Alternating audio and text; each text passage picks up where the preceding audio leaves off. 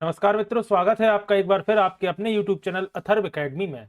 दोस्तों, ये हमारी MPPSC प्रीलिम्स 2023 की स्पेशल मैराथन सीरीज की चौथी क्लास है, जिसके अंतर्गत आज हम देखेंगे राज्य की प्रमुख संस्थाएं, सांस्कृतिक समारोह, राज्य के प्रमुख मेले एवं राज्य के प्रमुख पर्व और उत्सव के बारे में। तो वीडियो को पूरा जरूर देखिएगा।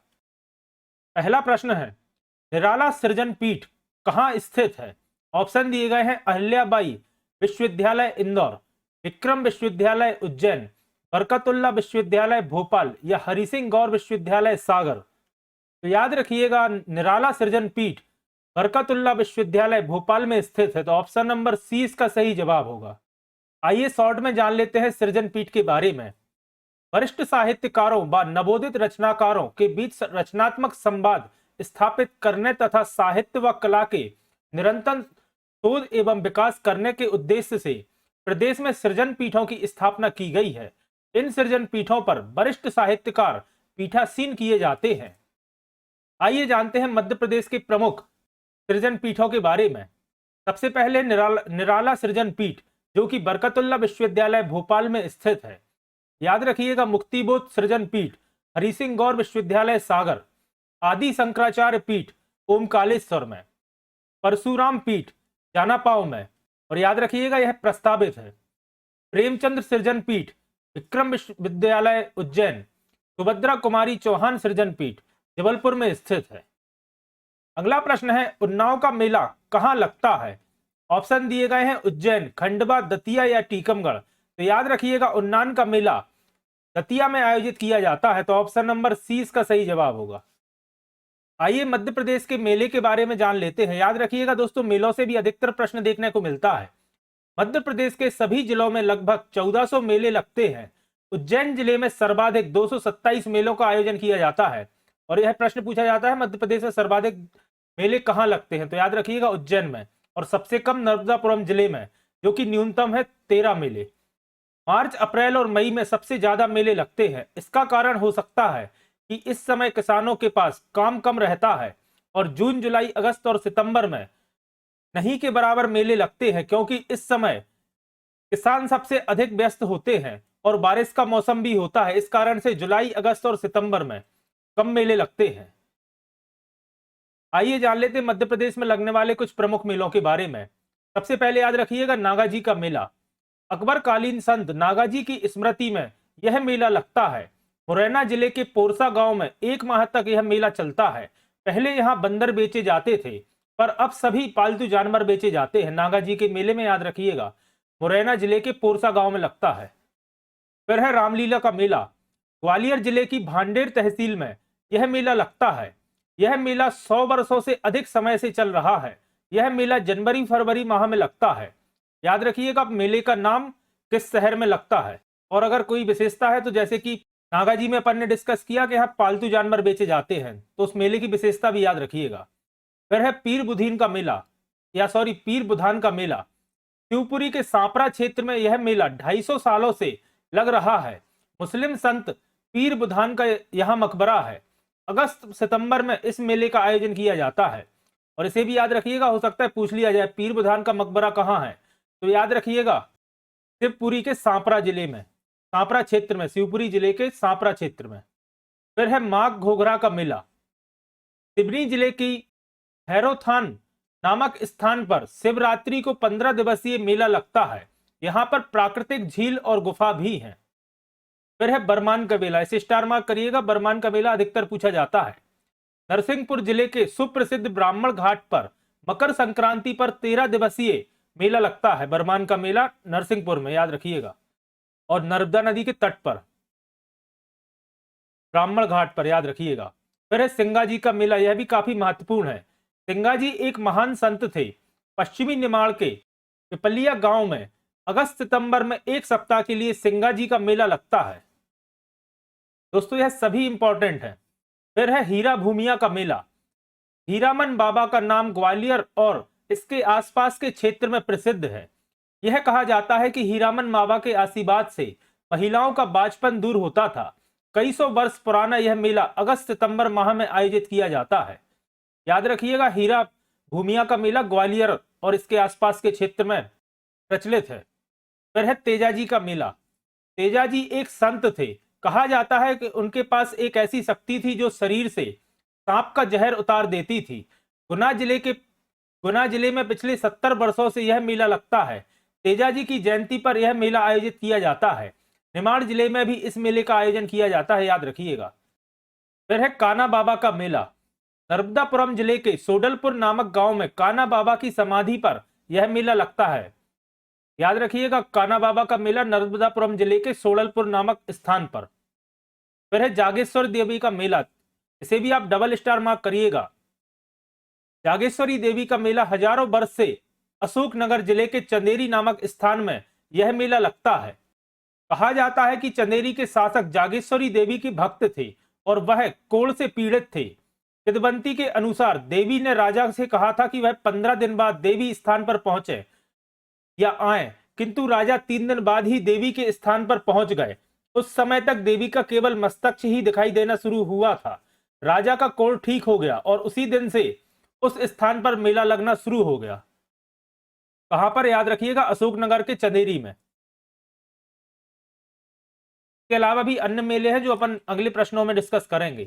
फिर है मध्य प्रदेश साहित्य परिषद का मुख्यालय कहां स्थित है? तो याद रखिएगा, मध्य प्रदेश साहित्य परिषद का मुख्यालय राजधानी भोपाल में स्थित है। तो ऑप्शन नंबर ए इसका सही जवाब होगा।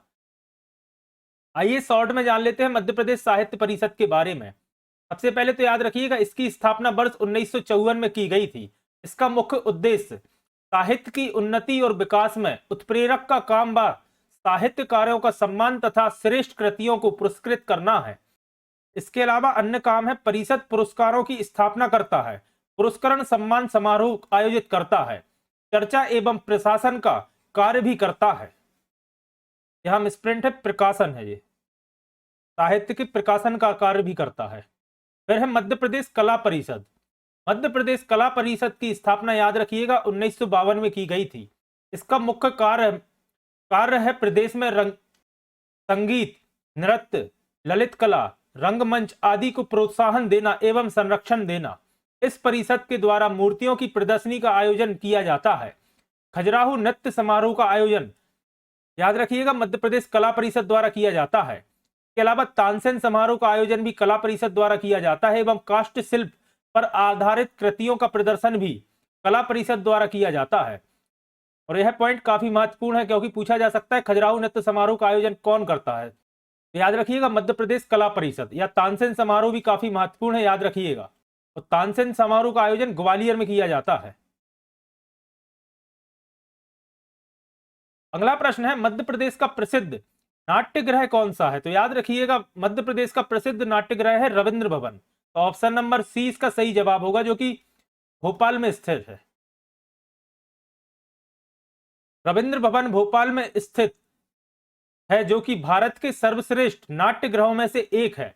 प्रशासनिक दृष्टि से यह भवन राजभाषा एवं संस्कृति संचालनालय के अंतर्गत कार्यरत है। रविंद्र भवन में 2 रंगमंच है, याद रखिएगा, अंतः रंगमंच यानी कि इंडोर और खुला रंगमंच। फिर है भारत भवन।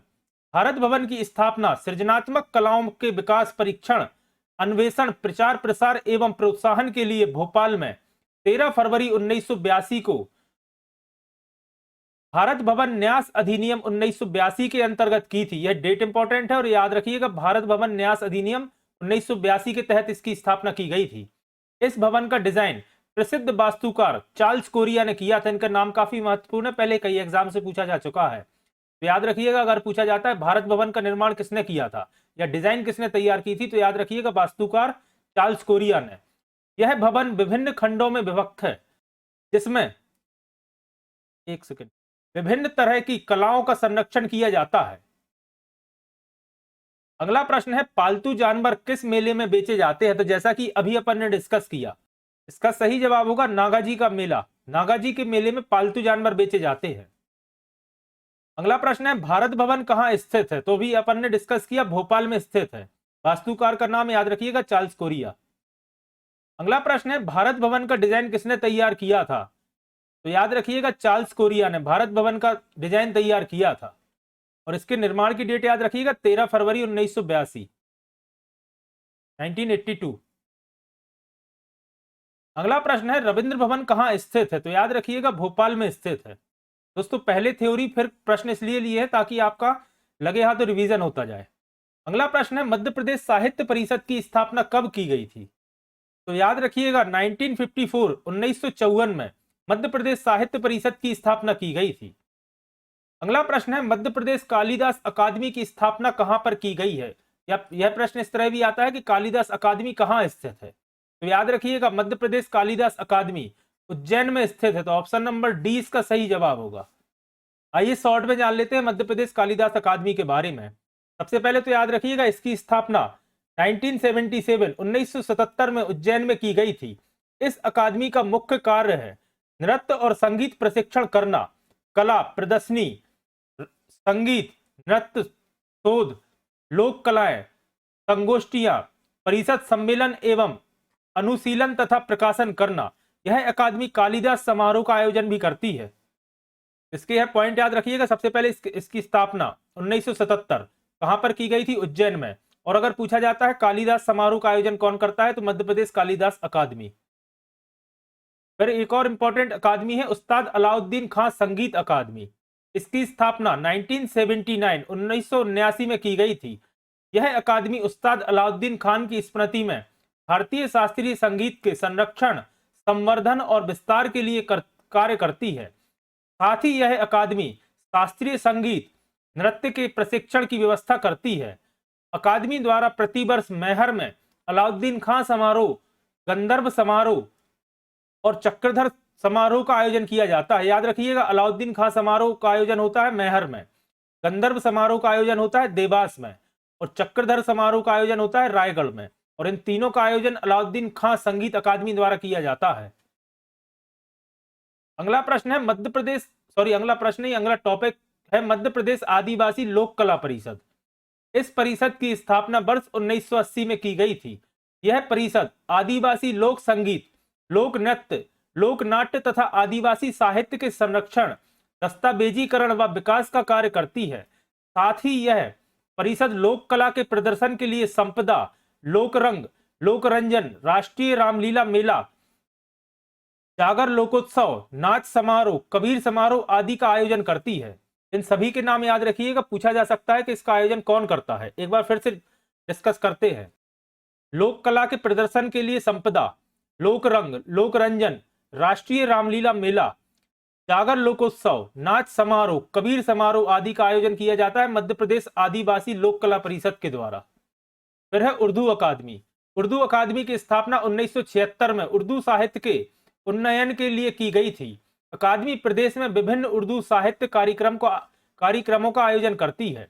इनकी स्थापना काफी महत्वपूर्ण है 1976 में। फिर है संस्कृत अकादमी। इस अकादमी की स्थापना 1984 में संस्कृत साहित्य को प्रोत्साहन और संरक्षण प्रदान करने के उद्देश्य से की गई थी। संस्कृत साहित्य को बढ़ावा देने के लिए अकादमी व्याख्यान, परिचर्चा समारोह, संगोष्ठी एवं पुरस्कार का आयोजन करती है। फिर है तुलसी अकादमी। यह इंपॉर्टेंट है। तुलसी अकादमी की स्थापना 1987 में की गई थी। इसका मुख्य उद्देश्य तुलसी साहित्य का प्रचार प्रसार और संरक्षण करना है। इसके लिए अकादमी द्वारा व्याख्यान, परिचर्चा, संगोष्ठी आदि का आयोजन किया जाता है। इस अकादमी के अंतर्गत चित्रकूट में तुलसी शोध संस्थान कार्यरत है। यह पूछा जाता है तुलसी शोध संस्थान कहाँ है? तो याद रखिएगा चित्रकूट में।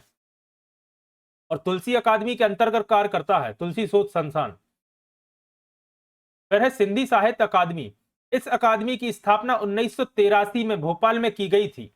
यह अकादमी सिंधी भाषा के साहित्य पर परिचर्चा, विचार, व्याख्यान, सिंधी नाट्य प्रस्तुति आदि का आयोजन करती है तथा सिंधी प्रतिनिधि नामक पत्रिका का भी प्रकाशन करती है।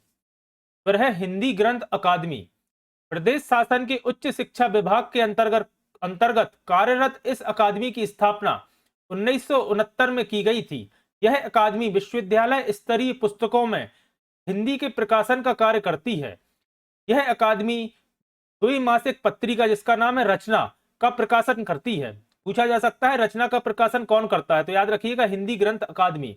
और एक प्रश्न और आता है कि विश्वविद्यालय स्तरीय पुस्तकों को हिंदी में प्रकाशित कौन करता है या हिंदी में इनका प्रकाशन कौन करता है? तो हिंदी ग्रंथ अकादमी। और इसकी स्थापना 1969 में 1969 में की गई थी। फिर है पुरातत्व अभिलेखागार एवं संग्रहालय। इस संग्रहालय की स्थापना 1956 में की गई थी। इस संग्रहालय का मुख्य कार्य प्रदेश भर में बिखरी पड़ी पुरातात्विक संपदा का सर्वेक्षण, संरक्षण एवं प्रदर्शन करना है। फिर है फिल्म विकास निगम मध्य प्रदेश। मध्य प्रदेश फिल्म विकास निगम की स्थापना भोपाल में की गई है। इसका प्रमुख कार्य है फिल्म समारोह, विदेशी भाषा की उत्कृष्ट फिल्मों का समारोह, सिनेमा हॉल का निर्माण, फिल्म क्लब, वीडियो क्लबों का निर्माण करना आदि इसके मुख्य कार्य हैं और भोपाल में स्थित है, याद रखिएगा।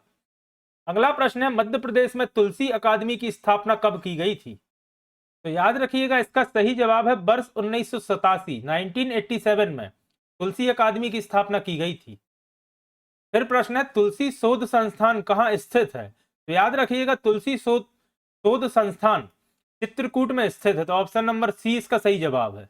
और प्रश्न आता है चित्रकूट से कौन सी नदी चित्रकूट किस नदी के तट पर स्थित है? तो याद रखिएगा मंदाकिनी।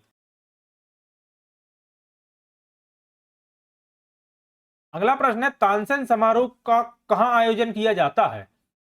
याद रखिएगा तानसेन समारोह का आयोजन ग्वालियर में किया जाता है। तो ऑप्शन नंबर सी इसका सही जवाब है।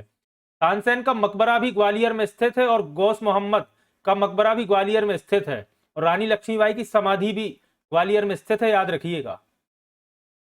आइए जानते हैं तानसेन समारोह के बारे में। तानसेन समारोह प्रतिवर्ष ग्वालियर में तानसेन की समाधि स्थल पर आयोजित किया जाता है। इसमें देश भर के शास्त्रीय संगीत के कलाकार उपस्थित होते हैं। समारोह में मध्य प्रदेश शासन तानसेन सम्मान प्रदान करता है, याद रखिएगा। फिर है अलाउद्दीन खां समारोह। यह समारोह मैहर में प्रतिवर्ष महान संगीतज्ञ बाबा अलाउद्दीन खां की स्मृति में आयोजित किया जाता है। याद रखिएगा मैहर में किया जाता है और मैहर को ही अलाउद्दीन खां की नगरी के रूप में भी जाना जाता है और मध्य प्रदेश की संगीत राजधानी भी मैहर ही है, याद रखिएगा। फिर है मध्य प्रदेश लोक कला समारोह। इस समारोह हेतु लोक कलाकारों का चयन क्षेत्रीय लोक कला समारोह के माध्यम से किया जाता है। समारोह के अंतर्गत सभी चयनित कलाकारों को एक मंच पर लाकर कार्यक्रम आयोजित किया जाता है। फिर है तुलसी समारोह।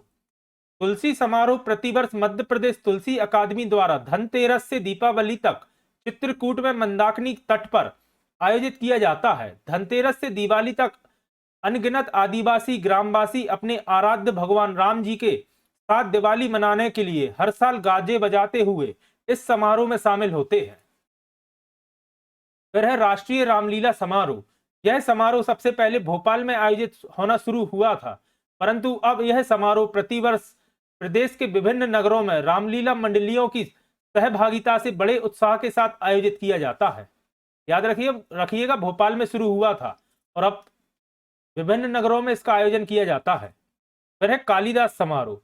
गुप्त काल के महान नाटककार कालिदास के सम्मान में यह समारोह बड़े उत्साह के साथ प्रतिवर्ष उज्जैन में मनाया जाता है। इस समारोह में विश्व भर के संस्कृत विद्वान सम्मिलित होते हैं। समारोह की शुरुआत भूतपूर्व राष्ट्रपति डॉक्टर शंकर दयाल शर्मा के विशेष प्रयासों से हुई थी। यह काफी महत्वपूर्ण पॉइंट है, याद रखिएगा। अगर पूछा जाता किसके द्वारा शुरू किया गया था तो भूतपूर्व राष्ट्रपति डॉक्टर शंकर दयाल शर्मा के द्वारा या उनके प्रयासों से। फिर एक और काफी महत्वपूर्ण समारोह है खजुराहो नृत्य समारोह। इसे आप डबल स्टार मार्क करिएगा।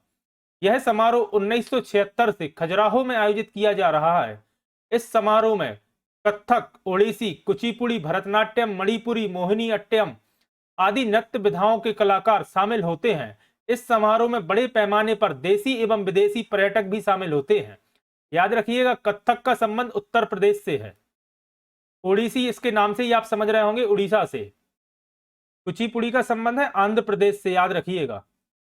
भरतनाट्यम का तमिलनाडु से, मणिपुरी का मणिपुर से, मोहिनी अट्टम का केरल से, याद रखिएगा। और केरल से ही कथकली का, कथकली केरल और कथक उत्तर प्रदेश, याद रखिएगा। अगला प्रश्न है मध्य प्रदेश में कुंभ मेले का आयोजन कहां होता है? तो आप सभी जानते हैं मध्य प्रदेश में कुंभ मेले का आयोजन होता है उज्जैन में। तो ऑप्शन नंबर ए इसका सही जवाब होगा। आइए कुंभ मेले के बारे में शॉर्ट में जान लेते हैं।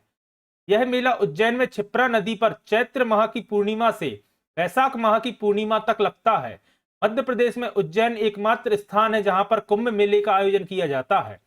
बृहस्पति के सह राशि में आने पर कुंभ मेला लगता है और यह ग्रह स्थिति प्रत्येक 12 वर्षों में एक बार आती है। इसी कारण से उज्जैन में लगने वाले कुंभ को सिंहस्थ कुंभ मेला कहा जाता है।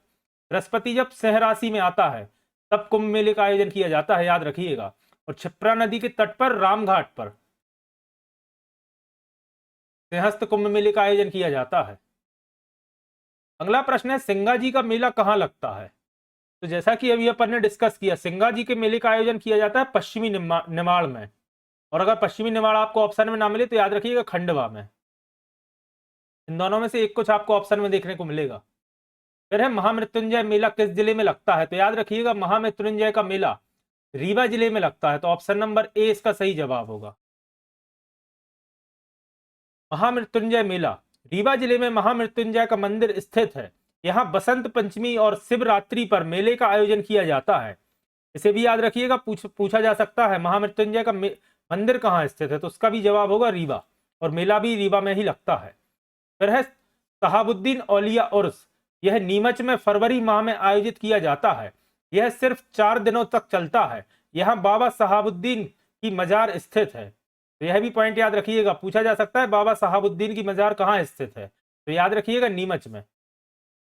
फिर है अमरकंटक का शिवरात्रि मेला, तो इसके नाम से ही आप समझ रहे होंगे, अनूपपुर जिले के अमरकंटक नामक स्थान पर यह मेला लगता है जो पिछले 80 वर्षों से चल रहा है।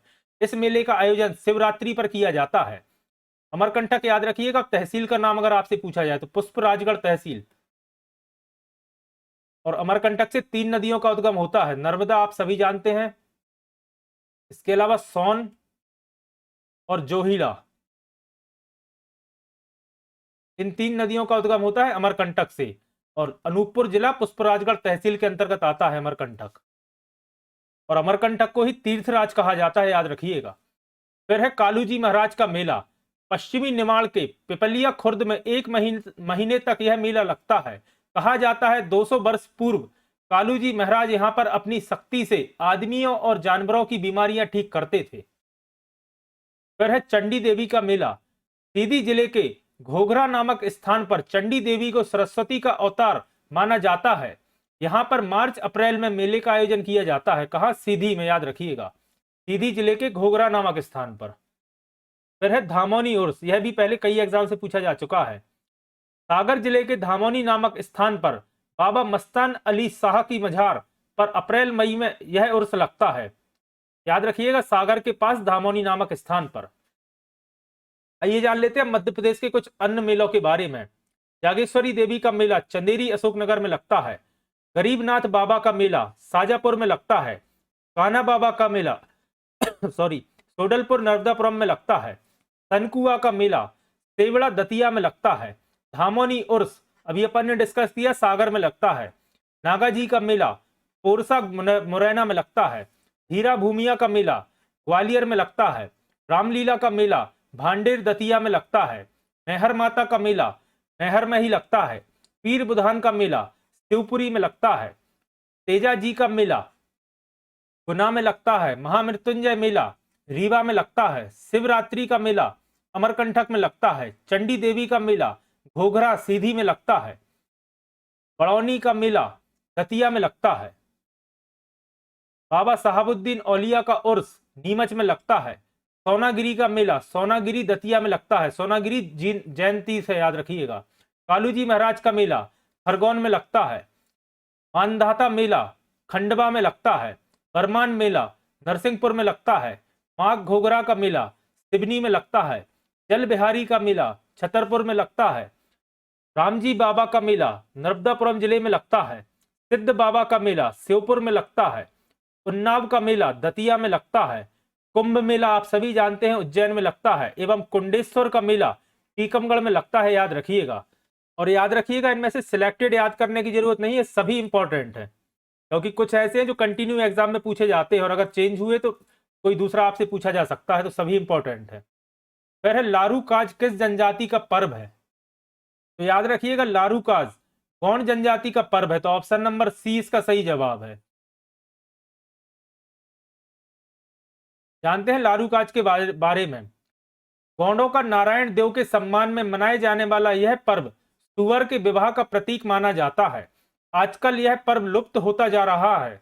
इस उत्सव में सुअर की बलि दी जाती है, याद रखिएगा। फिर है संजा और मामूलिया लगभग सेम ही पर्व माने जाते हैं। संजा अश्विनी माह में 16 दिनों तक चलने वाला कुमारी कन्याओं का उत्सव है। लड़कियां प्रतिदिन दीवार पर नई नई आकृतियां बनाती हैं और शाम के समय एकत्रित होकर गीत गाती हैं। और इसी को सेम बुंदेलखंड में बनाया जाता है। बुंदेलखंड क्षेत्र की लड़कियां ऐसा ही एक पर्व बनाती हैं जिसे मामूलिया कहा जाता है। तो यह सेम टाइम पे बनाया जाता है, बस बाकी जगह इसे संजा कहा जाता है और बुंदेलखंड क्षेत्र में मामूलिया। फिर है नीरजा। 9 दिनों तक चलने वाला महिलाओं का यह उत्सव दशहरे के पूर्व मनाया जाता है। इस अवसर पर स्त्रियां दुर्गा की पूजा करती हैं। मालवा के कुछ क्षेत्रों में गुजरात के गरबा उत्सव को कुछ स्थानीय विशेषताओं के साथ इन दिनों मनाते हैं, यानी कि गरबा की तरह मनाया जाता है, लेकिन लोकल कल्चर के अकॉर्डिंग थोड़ा सा इसमें चेंजेस कर देते हैं। फिर है घड़ल्या। नीरजा के 9 दिनों में लड़कियां घड़ल्या उत्सव मनाती हैं, जिसमें लड़कियों में समूह में लड़कियां एक लड़की के सिर पर छिद्र युक्त घड़ा रखती हैं, जिसमें दीपक जल रहा होता है। फिर दरवाजे दरवाजे चाहते हैं और अनाज या पैसा एकत्रित करती हैं। अविवाहित युवक भी इस तरह का एक उत्सव मनाते हैं, जिसे छला के रूप में माना जाता है या जिसे छला कहा जाता है, याद रखिएगा। यानी कि घड़ल्या बनाया जाता है नीरजा के ही 9 दिनों के टाइम पर इसमें यह छिद्र युक्त घड़ा सिर पर रख के अनाज और पैसा एकत्रित किया जाता है। और लड़के बनाते हैं सेम त्योहार जिसे छला कहा जाता है। फिर है सुवारा। बुंदेलखंड क्षेत्र का सुवारा पर्व मालवा के घड़ल्या की तरह ही है। दीवार से लगे एक चबूतरे पर एक राक्षस की प्रतिमा बैठाई जाती है। राक्षस के सर पर शिव पार्वती की प्रतिमाएं रखी जाती हैं। दीवार पर सूर्य और चंद्र बनाए जाते हैं। इसके बाद लड़कियां पूजा करती हैं और गीत गाती हैं।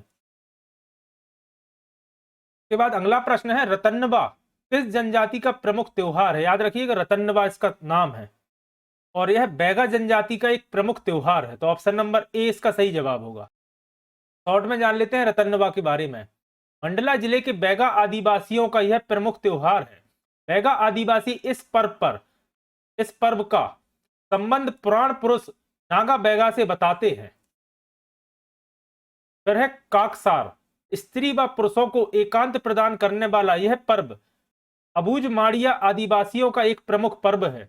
इनके याद रखिएगा नाम इस तरह से पूछा जाता है कि अबूझ माड़िया आदिवासियों का प्रमुख पर्व क्या है, तो पर्व का नाम भी याद रखिएगा काकसार। या फिर काकसार किसका प्रमुख पर्व है, तो याद रखिएगा अबूझ माड़िया।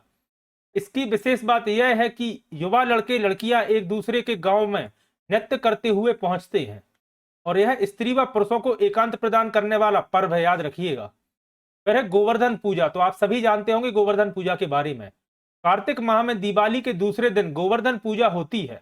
यह पूजा गोवर्धन पर्वत और गोधन से संबंधित है। महिलाएं गोबर से पर्वत और बैलों की आकृतियां बनाती हैं। गौड़ या भूमिया जैसी जनजातियां यह पर्व नहीं मनाती, लेकिन पशुपालक अहीर इन दिनों खैरदेव की पूजा करते हैं। चंद्रबली नामक कथा गीत भी इस अवसर पर गाया जाता है। तो यह भी पॉइंट याद रखिएगा, पूछा जा सकता है चंद्रबली नामक गीत कब गाया जाता है, तो याद रखिएगा गोधन या गोवर्धन पूजा के समय।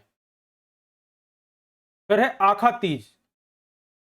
आखा तीज अविवाहित लड़कियों का प्रमुख त्योहार है। बैसाख माह का यह उत्सव दूसरे अर्थों में विवाह का स्वरूप के लिए है।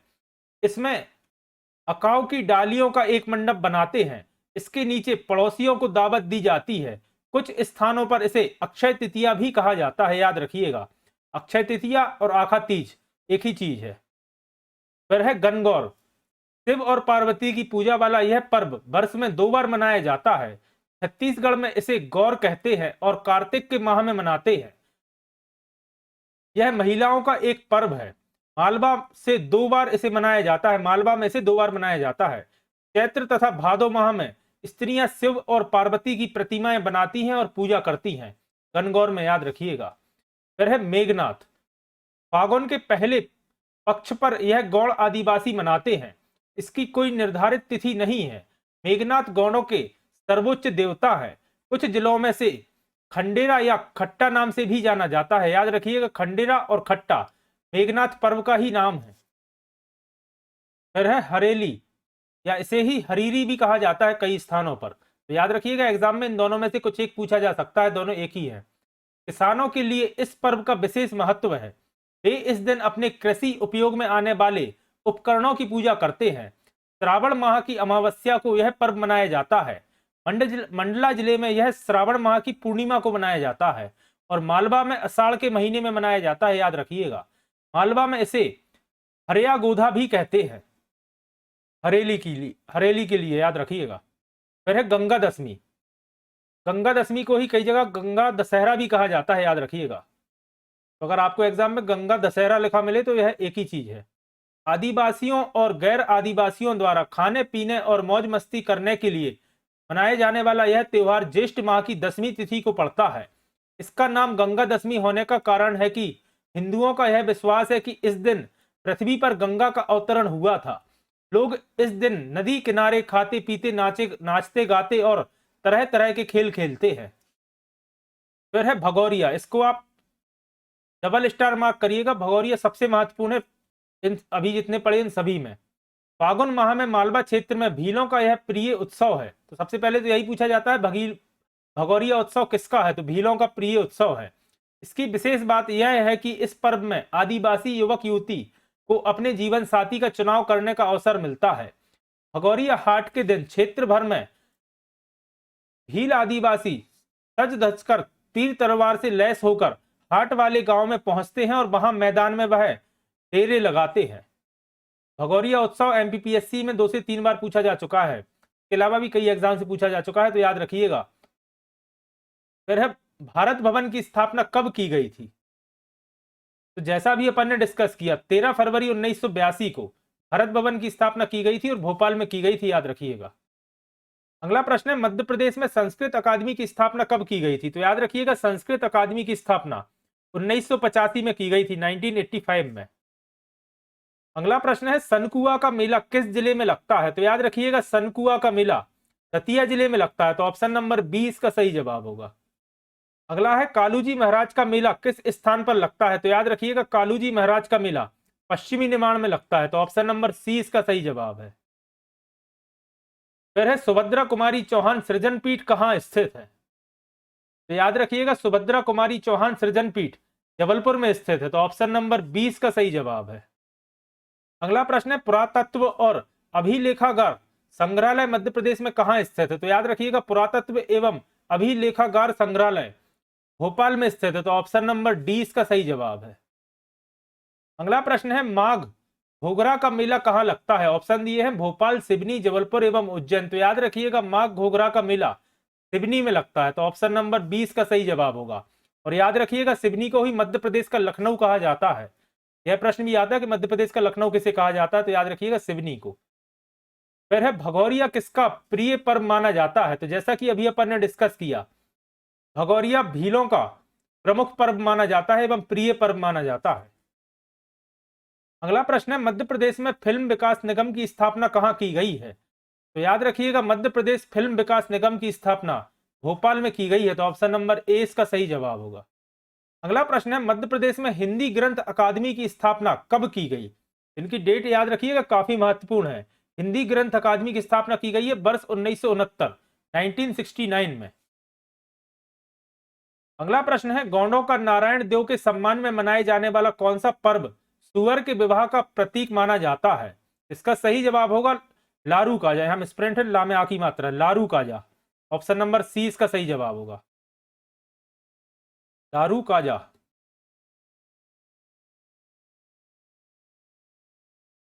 अगला प्रश्न है, वह कौन सा त्योहार है जिसमें सर्वाधिक विवाह होते हैं? या वह त्योहार कौन सा है जिसमें सर्वाधिक विवाह होते हैं? तो अभी अपन ने डिस्कस किया, आखा तीज या इसे ही अक्षय तृतीया कहा जाता है, जिसमें सर्वाधिक विवाह होते हैं। अगला प्रश्न है, राम की रावण पर विजय के उपलक्ष्य में मनाए जाने वाला त्योहार कौन सा है? ऑप्शन है दशहरा, काकसार, आखा तीज या नीरजा। तो दोस्तों मुझे लगता है इसका जवाब आप सभी को मालूम होगा, तो इसका सही जवाब आप कमेंट बॉक्स में कमेंट करके बताइएगा। राम की रावण की विजय के उपलक्ष्य में मनाए जाने वाला त्योहार। फिर है, हीरा भूमिया मेला कहाँ लगता है? जैसा कि अभी अपन ने डिस्कस किया, हीरा भूमिया का मेला ग्वालियर में आयोजित किया जाता है, तो ऑप्शन नंबर ए इसका सही जवाब होगा, ग्वालियर। तो दोस्तों ये थी हमारी एमपीपीएससी प्रीलिम्स की स्पेशल मैराथन सीरीज की चौथी क्लास। आशा करता हूं आज की क्लास आपको पसंद आई होगी। अगर आज की क्लास आपको पसंद आई है तो वीडियो को लाइक करें, कमेंट करें, और अगर आपने अभी तक अथर्व एकेडमी चैनल को सब्सक्राइब नहीं किया है, चैनल को सब्सक्राइब करें और ज्यादा से ज्यादा लोगों तक शेयर करें। और अगर आपने इसके पहले की 3 वीडियोस नहीं देखी है तो चैनल की प्लेलिस्ट में जाकर एक बार उन वीडियोस को भी आप जरूर देखिएगा। जल्दी ही फिर हाजिर होता हूं अपनी अगली वीडियो और किसी नए टॉपिक के साथ। धन्यवाद दोस्तों।